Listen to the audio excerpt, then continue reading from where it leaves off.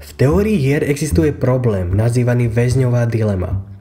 Predstavte si, že so svojím spolupáchateľom vykonáte zločin, no zanedlho sa obaja dostanete do cely predbežného zadržania. Vyšetrovateľ na vás ale nemá dostatok dôkazov a tak vás rozdelí do dvoch miestností a obom vám ponúkne dve možnosti. Tou prvou je, že vy budete svedčiť proti svojmu spolupáchateľovi. Ak on zostane mlčať, tak vy budete prepustení a on dostane 10 rokov.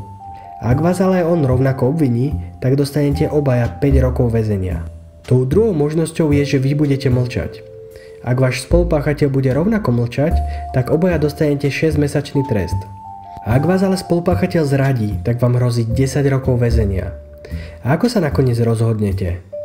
Aj keď sa môže zdať najracionálnejšou voľbou bez ohľadu na spolupáchateľa maximalizovať svoj prospech a teda zradiť ho, tak najlepšou voľbou je tzv. Suboptimálne riešenie, a teda riešenie, keď zostanete obaja mlčať.